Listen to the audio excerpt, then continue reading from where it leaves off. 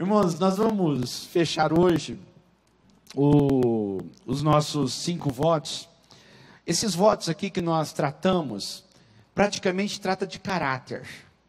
Para eu ter poder espiritual, não tem como eu ter poder espiritual se não agir no meu caráter. Poder espiritual não tem nada a ver com arrepios no culto. Não tem nada a ver com desvaneios de visões emocionais. Não tem nada a ver com isso. Poder espiritual tem a ver com mudança de vida, caráter. Eu cada dia ser mais parecido com Jesus. Então o primeiro voto, trate seriamente o pecado. Não brinque com o pecado. Nós falamos sobre santificação.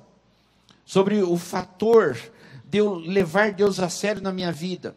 O segundo voto, não seja dono de coisa alguma. Quando nós colocamos, biblicamente, o direito de propriedade de tudo que eu tenho e sou para Deus. Eu não sou dono de nada. Eu apenas tomo conta daquilo que é de Deus. Minha família é de Deus, meus bens são de Deus, minha saúde é de Deus, tudo é de Deus.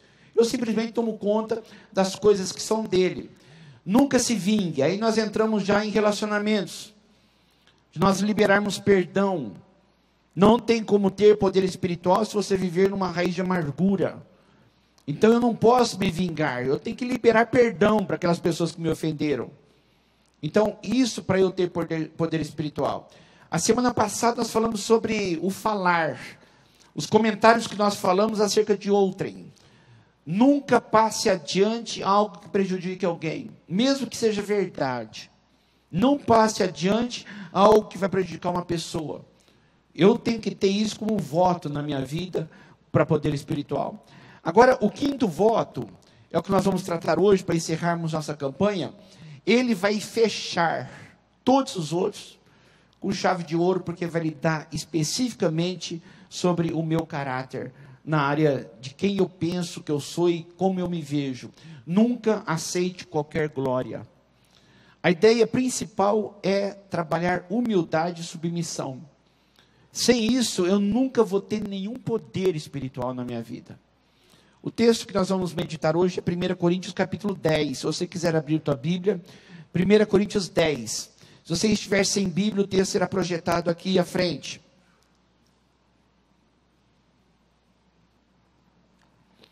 Esse texto é uma alusão de Paulo acerca dos filhos de Israel que tinham saído do Egito. E quando Deus olhou para aqueles homens e mulheres no deserto, diz assim: contudo, Deus não se agradou da maioria deles. Por isso, seus corpos ficaram espalhados ou ficaram prostrados no deserto. Os filhos de Israel, quando saíram do Egito. Eu queria fazer uma pergunta para você. Você já se decepcionou com Deus? Alguma vez na tua vida, você já pensou em desistir da tua fé, por não entender o que estava acontecendo na tua vida? Por que as pessoas se decepcionam com Deus? Por que as pessoas desistem da fé? Eu fico analisando como que as pessoas chegam na igreja, quando tem um primeiro encontro com Cristo. É algo fascinante.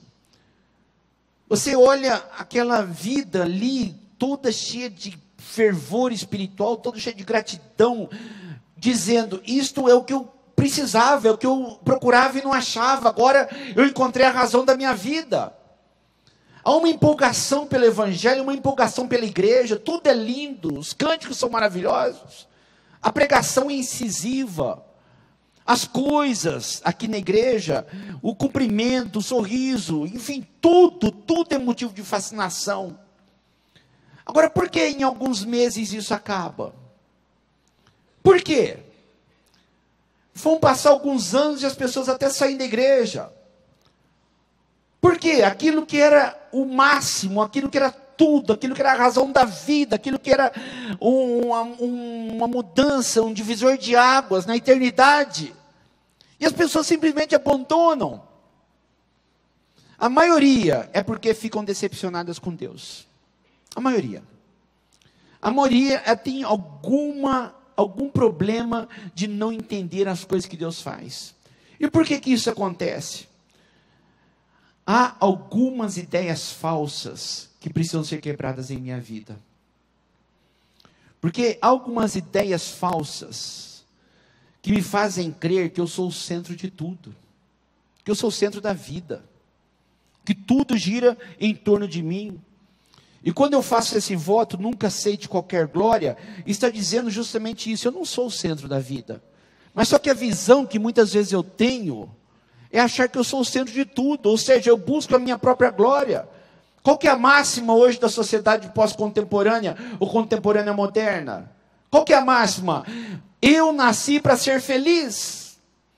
Eu quero ser feliz, custe o que custar. Então, a partir daí, as coisas, quando não acontecem do jeito que eu quero, e eu começo a perceber que eu não estou sendo feliz, eu me decepciono com Deus. Eu começo a questionar a minha fé e questionar até a existência dEle. É por isso que muitos ficam prostrados no deserto. Muitas pessoas não progridem na vida, não progridem na fé. Mas é algo tão sutil que nós nem percebemos. E nessa campanha dos 5 votos, nós tratamos sobre isto. Alguns costumes nossos e o incentivo de deixar o velho e que venha o novo. Eu preciso dia a dia rever a minha vida, os meus conceitos, os meus paradigmas, os meus valores. Os paradigmas que precisam ser quebrados da minha vida. O que são paradigmas? Paradigma é um modelo, um padrão a seguir. Quando eu tenho um modelo, é assim que eu penso, eu vou seguir esse modelo. É o padrão. O que é paradigma? É algo que vai servir de modelo ou exemplo a ser seguido em determinada situação. Eu estou numa determinada situação, como que eu vou fazer? Então eu tenho um modelo de conduta. Eu tenho um modelo de honestidade, de caráter. Isso quer fazer com que eu haja naquela determinada situação. São as normas orientadoras que determinam como o indivíduo deve agir. Isso é paradigma. Então, alguns paradigmas são imutáveis. O nosso modelo em relação a Deus, a Trindade, Jesus Cristo como Deus, isso não vai mudar nunca. Isso é um alicerce sólido e eterno, é uma verdade absoluta, não é relativa, isso não vai mudar nunca. Eu sou pecador e preciso de arrependimento, e a única maneira de eu ser salvo é ter fé em Jesus Cristo. E isto é um paradigma que não vai mudar nunca. Não deve ser quebrado, porque isso é a verdade absoluta da palavra de Deus. Só que há algumas coisas, algum padrão que rege a minha vida, que eu posso estar equivocado. Eu posso estar enganado, eu posso estar errado. Já para eu pensar nisso? Vamos pensar em para nós pensarmos aqui. Muitas pessoas têm dificuldade de aceitar o novo. Muitas pessoas, vamos dar um exemplo de igreja. Muitas pessoas têm dificuldade de aceitar o novo padrão, sentem-se bem, percebem na palavra de Deus que estão corretas, percebem que a coisa funciona ao ponto de haver mudança interior, mas por causa do paradigma da religião dos seus pais, seus avós, ela tem dificuldade de aceitar o novo. Essa religiosidade tão embrenhada na minha vida, como que eu vou mudar de religião depois de tantos anos e com os meus pais, meus avós, meus bisavós, nisto? Eu não posso quebrar com isto. Aí as pessoas nem sequer vêm numa igreja evangélica porque acham que estão sendo culpadas. E aquelas que vêm não querem se envolver porque se sentem culpadas. Isso é um paradigma. Então tem algumas coisas que nós precisamos mudar. Por quê? Porque nós podemos perder muito e não experimentar o novo. Nós podemos perder muito e sofrermos muito por medo de mudança. Principalmente quando nós percebemos que essas mudanças estão pautadas na palavra de Deus, que eu realmente tenho que efetivá-las na minha vida.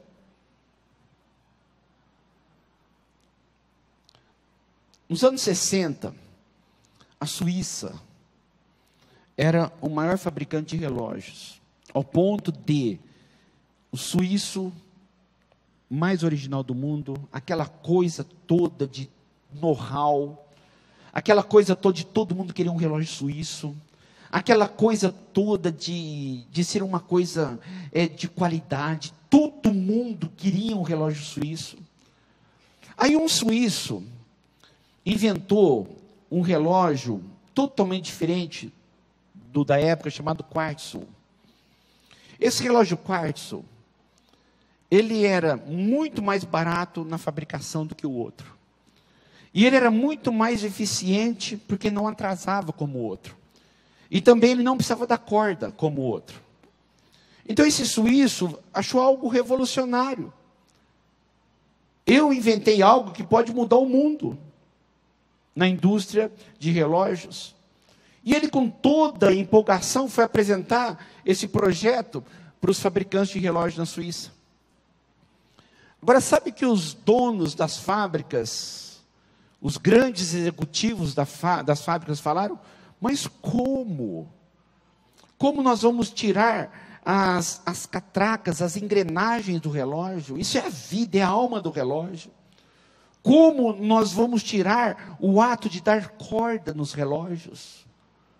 Como nós vamos tirar o ato tão gostoso de diariamente corrigir o atraso do relógio? Imagina, esse homem ficou tão frustrado, que saiu dali, e uma firma japonesa ofereceu $100 pela patente daquele relógio quartzo. $100. Hoje, cerca de R$370. Ele vendeu para uma firma chamada Seiko, que depois surgiu o Oriente. Hoje, naquela época e hoje, o Japão tem a hegemonia da indústria de relógios no mundo. Sabe por quê? Porque ele teve coragem de investir no novo. O que fez? A Suíça, praticamente 70% dos empregados das indústrias de relógios foram despedidos. Entrou numa crise sem precedentes. Porque o que alavancava a economia suíça era justamente a fábrica de relógios. Mas as pessoas começaram a perceber que o Japão estava oferecendo um relógio muito mais eficiente e muito mais barato que aquele. Então começaram a comprar o relógio japonês. Você já parou para pensar o quanto você está perdendo por não ter o novo na tua vida? Eu não estou falando só na área espiritual, não. Estou falando na área de reciclagem, na sua área profissional. Pessoas que têm dificuldade com informática, que não querem experimentar o novo. Ficam no retrógrado, ficam no passado, não querem, porque tem dificuldade. Sabe por quê? Porque o que eu conheço, mesmo sendo ruim, é o que eu conheço. Eu, geralmente, e você, nós temos medo de mudanças. Só que na nossa vida espiritual, se nós não encararmos algumas mudanças, as coisas não vão melhorar. Na minha vida espiritual, se eu não começar a tratar com muita segurança quem eu sou e quebrar alguns paradigmas, a coisa não vai mudar. Os filhos de Israel saíram do Egito, eu queria fazer uma analogia entre eles e nós. Eles saíram do Egito. No começo eles estavam extremamente animados. Houve libertação, as pragas ali, o mar vermelho abrindo, Deus mandando maná, tudo fluindo, a coisa acontecendo. Eles caminhavam rumo a Canaã. Mas chegou um determinado momento que eles começaram a tropeçar, a padecer e a ficarem prostrados no deserto. Daquela geração de mais de 600 mil homens maiores de 21 anos, somente 2, Josué e Caleb, entraram. Todos eles ficaram prostrados. Por quê? Porque eles estavam com Deus, no caminho de Deus, indo para Canaã, mas com a mente do Egito. O paradigma do Egito. O que acontece conosco? Nós estamos no caminho de Deus, indo para o céu, tendo Jesus Cristo como Senhor da nossa vida, mas o padrão nosso, o paradigma nosso, o modelo nosso continua sendo o mundo. Esse mundo hedonista que só busca o prazer acima de tudo. Esse mundo materialista, individualista, egocêntrico, onde o homem é o centro de tudo. E eu, como filho de Deus, no caminho de Deus, eu também me acho o centro. Ao ponto de não concebermos problemas em nossas vidas, porque tudo gira em torno de mim. Ou seja, se eu não quebrar esse paradigma e começar a não querer receber nenhuma glória, eu nunca vou ser um cristão que viva 100% o cristianismo da palavra. Pelo contrário, o meu cristianismo será medíocre. e principalmente mesquinho, eu terei grandes possibilidades de me decepcionar com Deus. Me decepcionar e muito. É por isso que muitos tropeçam e ficam prostrados. Ou eu revejo meus paradigmas, ou eu revejo meus conceitos, ou vai acontecer comigo o que aconteceu com o povo de Israel, que muitos não se agradaram, por isso ficaram prostrados no deserto. Eu queria que você pensasse hoje sobre os valores do mundo. Quem é o teu Deus? Quem é o teu Deus? Automaticamente você vai dizer, pastor, isso é uma pergunta óbvia. Meu Deus é Deus. É o único Deus, não tem outro Deus. E se eu estou numa igreja, é porque meu Deus é Deus, a Trindade, o Todo-Poderoso. O Deus revelado na Bíblia, em Cristo Jesus, é o meu Deus. Só que, para nós, o grande concorrente desse Deus em nossas vidas é justamente o eu.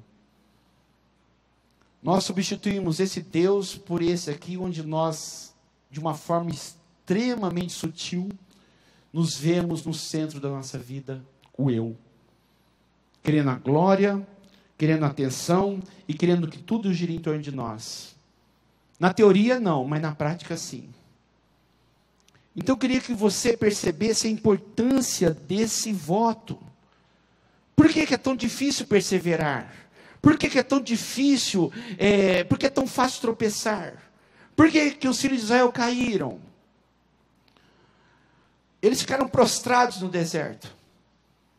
E uma coisa que está muito patente, latente, visível na história de Israel, é que eles perderam a visão. Queridos, é o que acontece conosco também. Presta muita atenção nisso. Essa mensagem aqui pode mudar a tua vida hoje. Pode mudar a tua vida se você tiver coragem de olhar para você e perceber as coisas que estão te atrapalhando. Eles perderam a visão. Visão é foco. Visão é meta. Visão é saber para onde eu estou indo. É olhar para o futuro, traçar objetivos na vida, meta.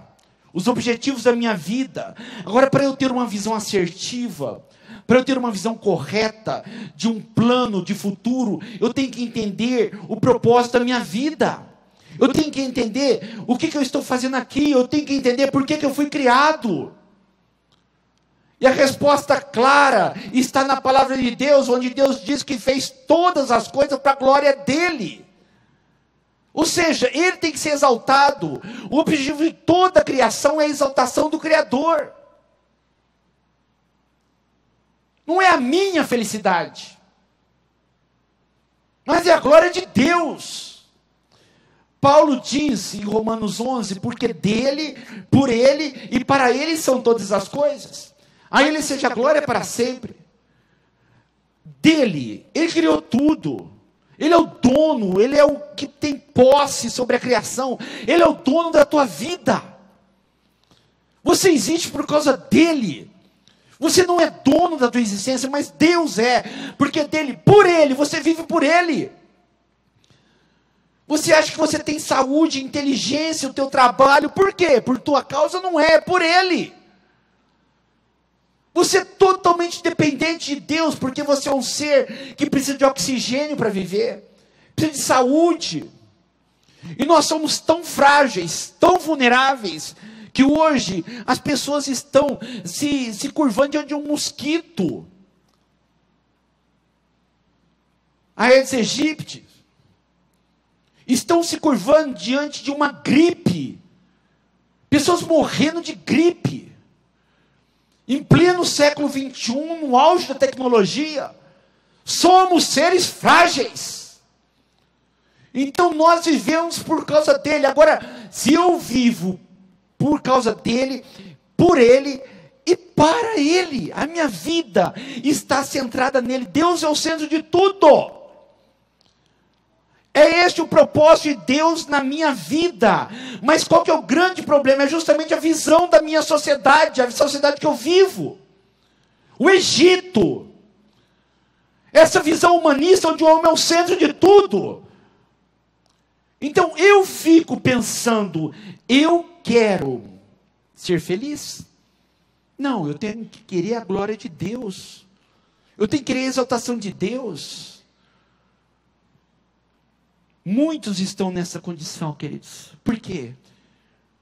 Porque nós estamos extremamente equivocados, com um paradigma totalmente errado, de que o objetivo da minha vida é a minha felicidade, é a minha carreira, o meu dinheiro, ou seja, eu. Há um grande problema nisso tudo. Quando Deus falou com Israel, quando eles iam entrar na terra prometida, Ele falou, não digam no teu coração, não digam. Cuidado com isto. A minha capacidade, as forças das minhas mãos ajuntaram para mim toda essa riqueza. Não diga. Não diga. Eu estou aqui porque foi o esforço das minhas mãos. É lógico que você se esforçou, mas quem te deu saúde para trabalhar? Quem te deu inteligência? Mas lembre-se do Senhor, isso aqui é a palavra do próprio Deus. Lembre-se do Senhor, porque é Ele que lhe dá capacidade para produzir riqueza. Eu não posso aceitar nenhuma glória. Sabe quando eu percebo isso de uma forma clara na minha vida? Quando alguém diz, não tem mais o que fazer. Quando o médico diz, não tem mais o que fazer. Aí nesse momento, aquelas coisas que eu acho que é fanatismo, como jejum é coisa de fanático. Eu estou na igreja, mas não vou me envolver tanto desse jeito, porque eu acho que isso aí é coisa de fanático. O que era coisa de fanático? Se chega uma notícia de um médico dizendo, está acabado, a medicina não pode fazer mais nada, aí nessas horas você jejua, você chora, você ora, você busca, você faz votos, faz promessa. Na hora do desespero, quando o mundo praticamente tira o nosso pé do chão, ficamos sem chão, nessa hora nós dizemos, Deus, o Senhor é o dono de tudo. Mas enquanto as coisas estão bem, sob o meu controle, eu sou o dono da minha vida. É por isso que nós vivemos tão decepcionados. É por isso que nós vivemos tão decepcionados. Sabe por quê? Porque do jeito que nós vivemos, e as igrejas hoje evangélicas, de uma forma geral no Brasil, incentivam isto, com o homem no centro, recebendo toda a glória, onde as igrejas dizem, se você der o dízimo, Deus vai te dar prosperidade. Se você for na igreja, Deus vai te abençoar em tudo. Ou seja, parece que Deus vai abrir um tapete vermelho para você passar pela vida sem problemas. É o que se prega.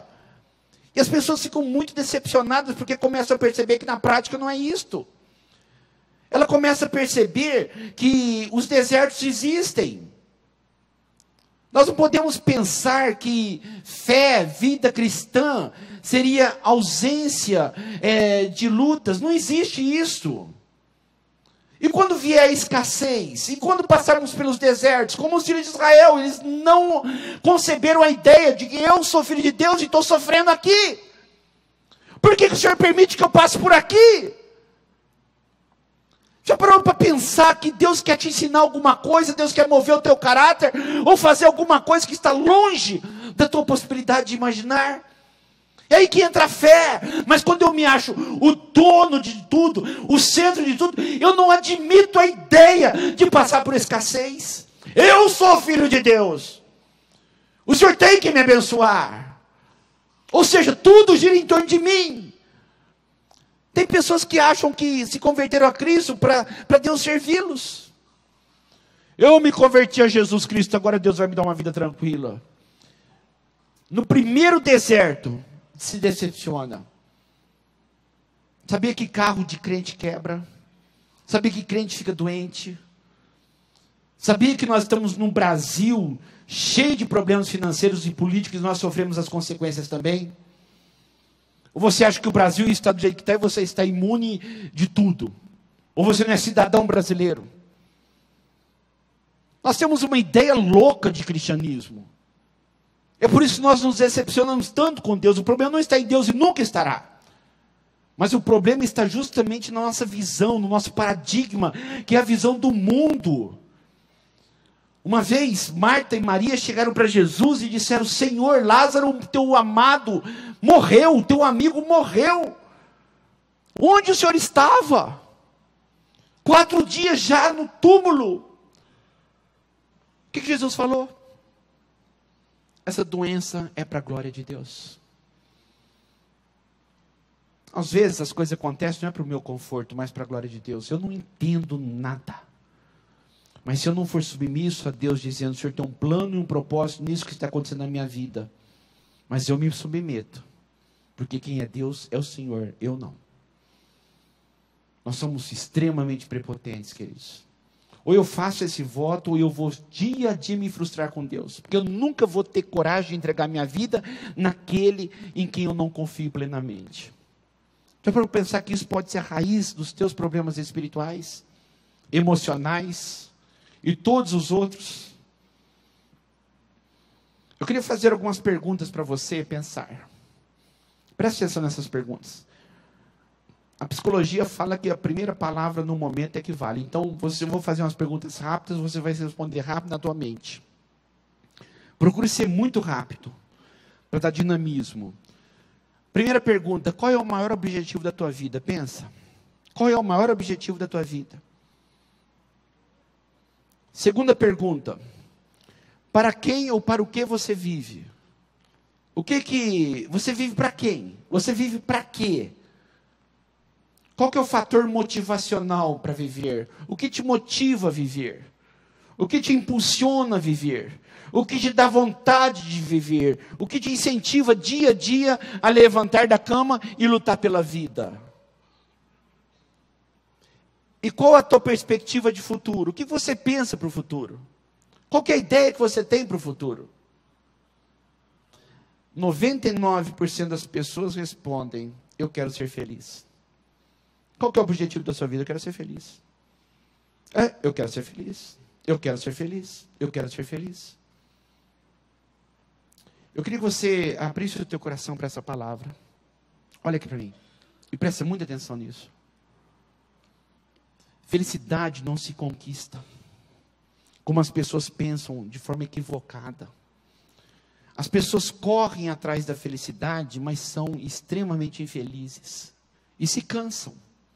As pessoas correm atrás da paz, mas estão sempre ansiosas. As pessoas correm atrás da prosperidade, estão sempre insatisfeitas. Essas coisas não se conquistam. Essas coisas são dádivas do Criador para nós criaturas. É dádiva. A felicidade é uma dádiva. Se eu entender que o meu propósito é honrar Deus e glorificá-lo, porque Ele é o centro da minha vida, se eu entender isso e fizer isto, Deus vai olhar para mim e vai dizer, você entendeu por que você foi criado. Não é para colocar você no centro, mas eu no centro. Você foi criado para me honrar e você entendeu isso. Automaticamente, quando eu fizer isso, o que Deus vai fazer? Vai me dar felicidade. Isso que eu procuro há anos e não encontro. Está muito mais perto de mim do que eu penso. Está muito mais perto. O que falta na tua vida é colocar Deus no centro, porque a felicidade Ele vai te dar como dádiva, porque Ele te ama, porque você é filho e filha dEle. Eu só tenho que entender por que eu fui criado. Se eu pegar uma TV nova, e eu sei que ela foi criada para me dar entretenimento, passando as imagens. Mas onde que eu vou entender como que ela funciona? No manual do fabricante. Eu tenho que perguntar para o criador da TV como é que ela funciona. Senão eu não vou conseguir pegar todo o potencial ou toda a potencialidade do seu funcionamento. O que acontece conosco? Que nós somos criados para a glória de Deus, como Deus no centro. Agora o problema é que nós estamos perguntando para a criatura como é que a coisa funciona. E o humanismo vai dizer claramente para nós, seja feliz. Agora se eu perguntar para o Criador, por que o Senhor me criou? Qual que é o objetivo da minha vida? Aí Deus vai falar, como fabricante, você vive para mim. Eu vou começar a viver automaticamente. Eu vou ser uma pessoa tão realizada que nada no mundo paga o que Deus pode dar de graça. Não é conquista pela religiosidade, porque eu faço ou deixo de fazer, mas é de graça. Deus vai me dar felicidade. Está muito mais perto de nós do que nós imaginamos, queridos. Eu queria encerrar colocando uma outra coisa, que está muito dentro das pessoas se decepcionarem com Deus, e quando elas perdem a visão e ficam equivocadas em relação ao paradigma que não quebram, elas também começam a murmurar. Isto é um câncer na vida de uma pessoa. Quando você se acha o centro de tudo, automaticamente você começa a reclamar de tudo, porque as coisas não estão saindo como você deseja. Israel recebia aquilo de Deus, mas nunca estavam satisfeitos. Reclamavam, não tem água, Deus dava água. Não tem pão, Deus dava o maná. Não tem carne, Deus dava codornizes. Mas sempre reclamavam de tudo. E diz a Bíblia que eles ficaram prostrados no deserto, porque eles se queixavam, e diz, não se queixem. Eles foram mortos pelo anjo exterminador. O que acontece comigo? Presta atenção nisto. Às vezes você tem um período de escassez na tua vida, às vezes tem um momento de dificuldade que é um deserto. Mas é um momento pequeno, curto, onde Deus quer testar a tua fé, onde Deus quer fazer com que você cresça. Mas quando você acha, eu sou o centro da minha vida, eu sou o centro de tudo, eu não admito esse deserto, não admito essa escassez. O povo de Israel saiu do Egito para ir para a Palestina, era um caminho de um ano de caminhada. Eles demoraram 40. Porque chegou um determinado momento, Deus falou, vocês não vão entrar na terra, vocês não merecem a terra. E eles andaram mais 39 anos, um até Horebe, Sinai, depois mais 39 anos em si, 40 anos no deserto. Já parou para pensar que a tua vida não sai do deserto porque você reclama de tudo sempre? Uma coisa que pode durar algumas semanas, dura meses a fio, porque você reclama de tudo sempre. O clima não está bom, minha roupa não está boa, meu corpo não está bom, a minha vida não está boa, a minha família não está boa, a minha igreja não está boa, meu pastor não está bom, nada está bom.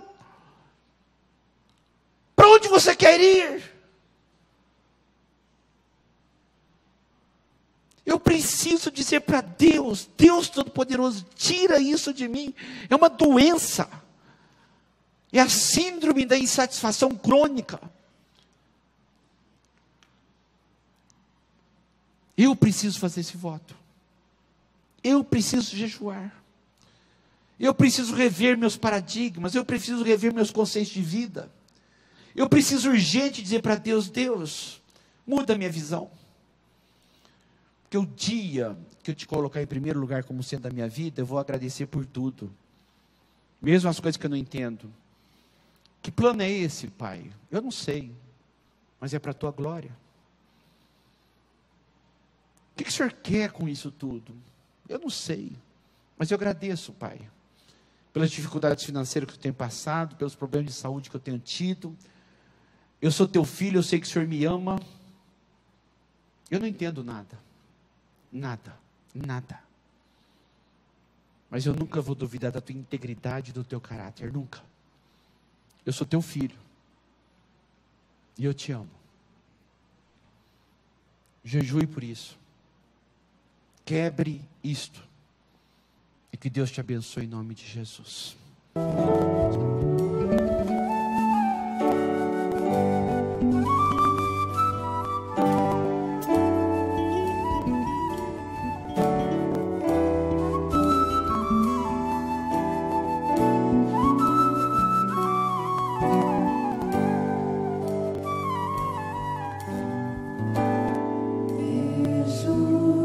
Senhor, vejo